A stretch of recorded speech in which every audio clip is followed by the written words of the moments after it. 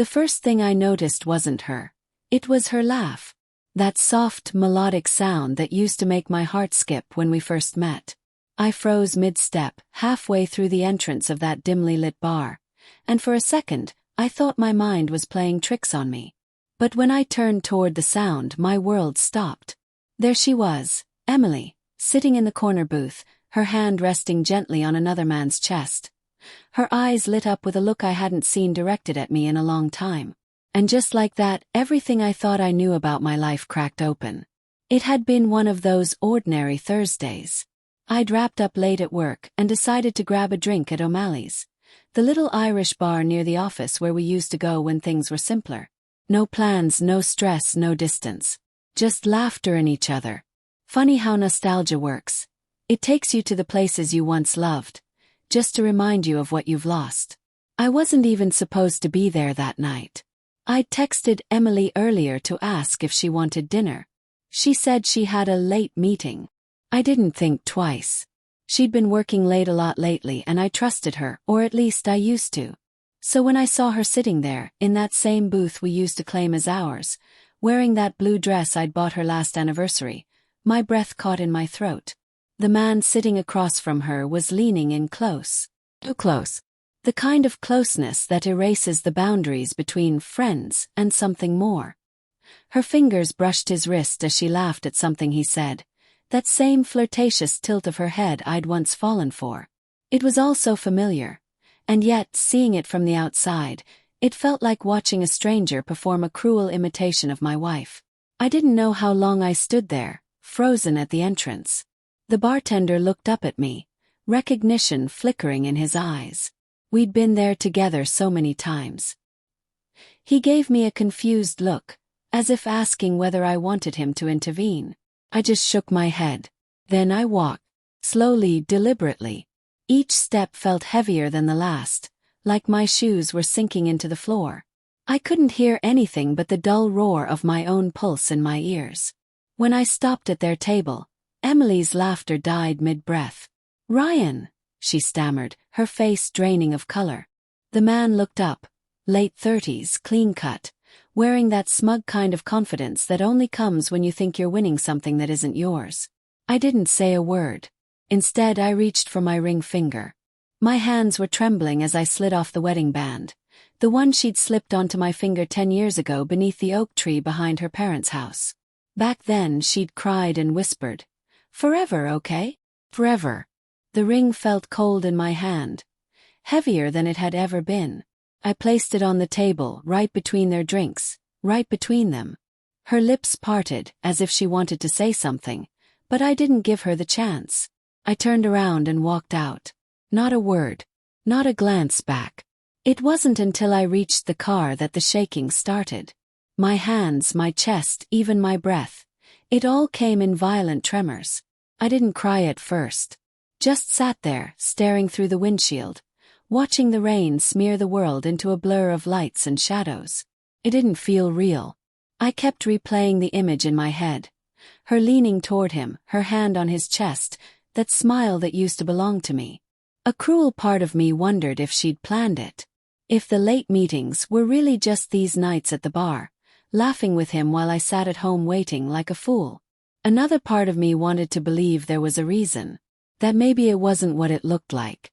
That maybe she'd look up any second, chase after me, and tell me it was all some terrible misunderstanding. But she didn't. The rain poured harder. And she never came out. I drove without knowing where I was going.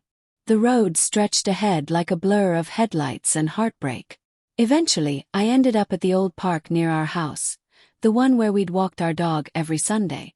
I parked, turned off the engine, and just sat there. The silence was unbearable. My phone buzzed on the passenger seat. Her name flashed across the screen. Emily. I didn't answer. Buzzed again. Then again. Text followed. Then another. Emily. Ryan, please, I can explain. Emily. It's not what you think. Emily. Please pick up.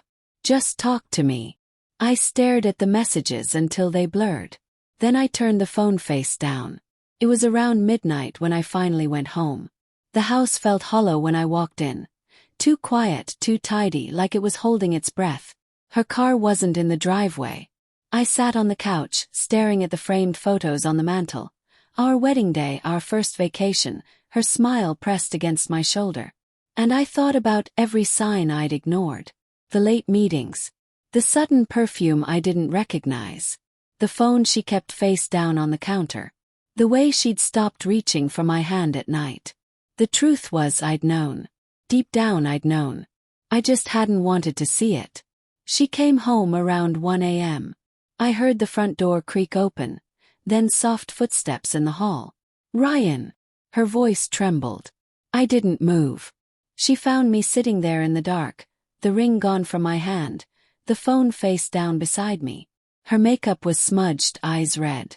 "Please, let me explain." I looked at her, then really looked at her. The woman I'd loved for over a decade. The woman who'd been my best friend, my home. And I didn't recognize her anymore. "Explain what?" My voice cracked. "That you lied. That you've been seeing him behind my back."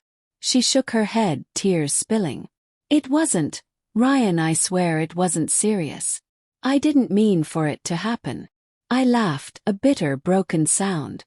"You didn't mean for it to happen. You didn't mean to betray me." She crumpled, sobbing. I felt like we were drifting apart. You were always working, I was lonely, and he listened. He made me feel seen." Her words hit like knives. "So you decided to let him see you?" I asked quietly. She said nothing. Just covered her face and wept. For a moment I almost felt sorry for her. Almost. Because beneath the anger, beneath the heartbreak, there was still that stupid part of me that loved her. But love wasn't enough anymore. I stood up, walked to the bedroom, and grabbed a suitcase. "Ryan, please," she called after me, her voice cracking. I stopped at the door, turned back once. "You made your choice, Emily," I said softly. "Now I'm making mine." Then I left. It's been 6 months since that night. The divorce papers are signed. The ring never came back. It's probably still sitting on that bar table, gathering dust or long since thrown away. People keep asking if I'm okay. Tell them I am. But the truth is, some wounds don't close. They just stop bleeding. Sometimes when I pass a bar and hear someone laugh, a woman's laughter that sounds too much like hers, I feel that ache again, the ghost of something that used to be whole. But I don't look back anymore. Because I learned something that night at O'Malley's. Love isn't measured by how much you can forgive someone who breaks you. It's measured by how much strength it takes to walk away. Without a word, without a scene, without a ring. Just silence. And peace.